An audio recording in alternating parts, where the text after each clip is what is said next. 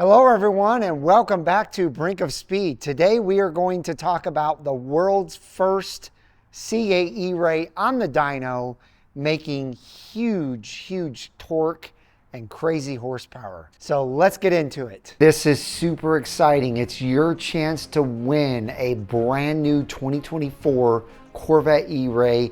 It is a 3LZ, it is a convertible, and this is put on by the International Motor Racing Research Center.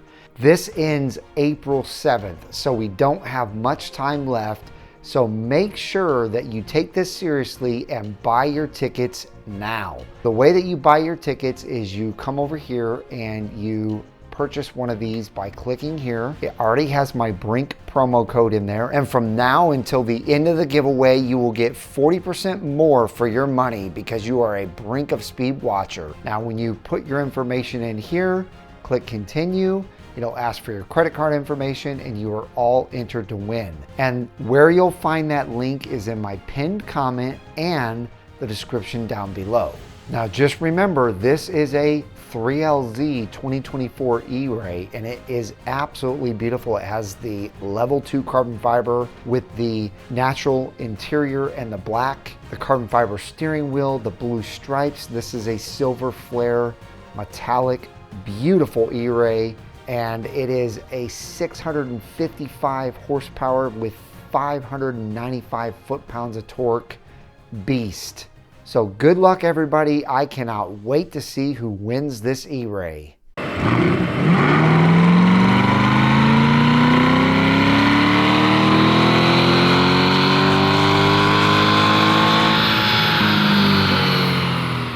So lately on social media, you may have seen a red C8 E-Ray owned by someone named Steven taken to Paragon Performance and is going to have some crazy modifications done to it, with the craziest mod being a Lincoln-Felter supercharger. Now, they had to do a baseline dyno run, and that was done a couple of days ago, and Paragon put their video out on it today, and I'm telling you right now, those numbers are super impressive.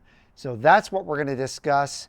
I am super excited. I'm grinning ear to ear, because as you know, I really wanted the Z06 back when it was first coming out. Things didn't work out for me to get that.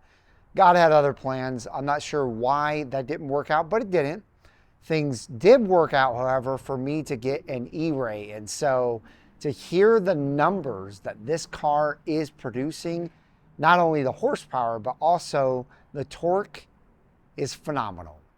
First of all, let me start off by saying that Paragon Performance is an amazing company that they sell all sorts of parts for Corvettes, and they've been around for quite a while. Their customer service is phenomenal.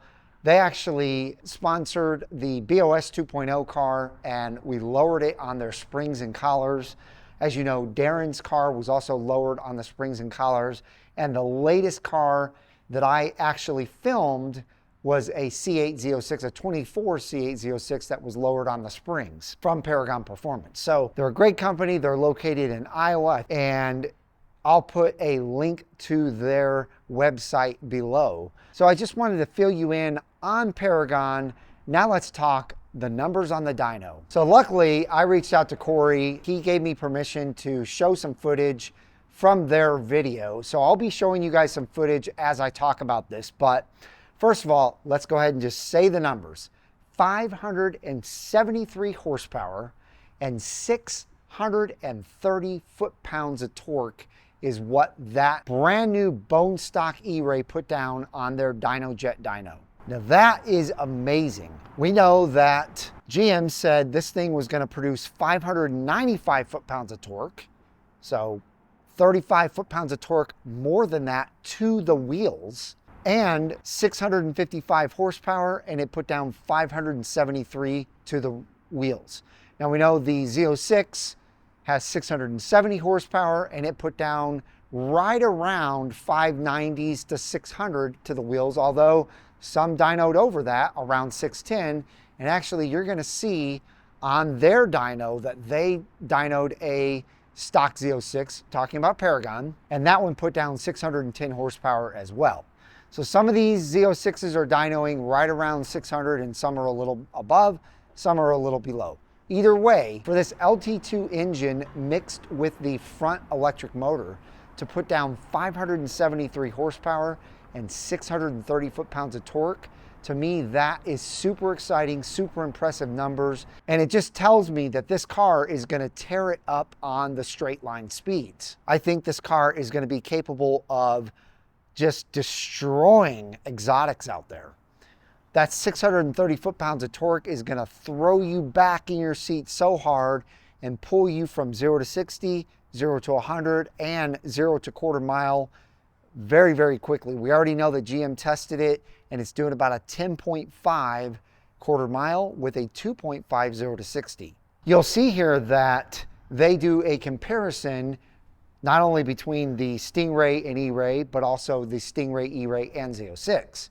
But what was so impressive about the E-Ray over the Stingray is that even once the electric motor and electric battery falls off at the end of, the 6,200 RPM, the Stingray, when it falls off at 6,200 RPM, is producing about 420, 430 horsepower, 418, something like that. The E-Ray is still producing 530 horsepower. That is insane that it still has over 100 more horsepower than the Stingray once that electric motor and electric battery falls off. So that was really nice to see. And then the other thing that was really great to see is that the Z06, yes, it produces great horsepower and decent torque, but it's not producing that gigantic horsepower until it gets above the 6,200 RPM, because we know it shines between there and 8,600 RPM.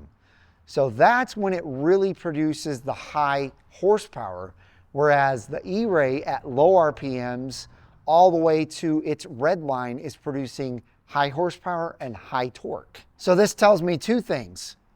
Number one, for those of you who were wondering the same thing that I was wondering, which was, how good is this E-Ray really gonna be once the electric motor and electric battery starts falling off? Is it just gonna feel like an E-Ray that sounds a little bit different because of those electric motor, or because of the electric motor? Or is it truly gonna keep pulling really, really hard?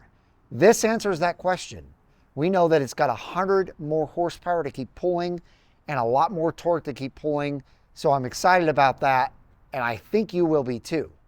Number two, it also tells us that it's really gonna be able to pull on the Z06 in a lot of different scenarios. 0 to 60, quarter mile, even roll racing.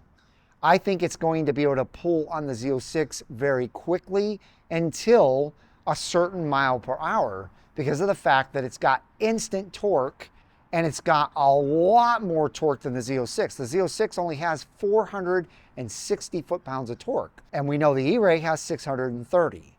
So to me, the E-Ray, yes, it doesn't sound as good as a Z06.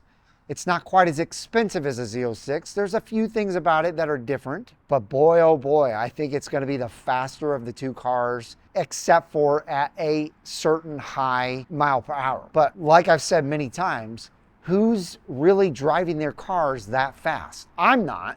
I don't wanna get a felony. It's a felony in the state of Texas to go double the speed limit. It's also a felony to race, to roll race. So I'll be going to the track, and I really am excited that this car is gonna just really kick butt, even against the Z06. So I think that it's gonna take the ZR1 to knock the E-Ray out of basically the king of Corvette seat, except for on a road course. As we know, the Z06 will romp all over the E-Ray on a road course, but I think most of us know that the E-Ray is not really built for that. It's more built for straight line speed. So again, ladies and gentlemen, I'm super excited about this. If you are as well, let me know in the comments down below. Also, give this video a big thumbs up. Thank you again to Corey for allowing me to use his footage.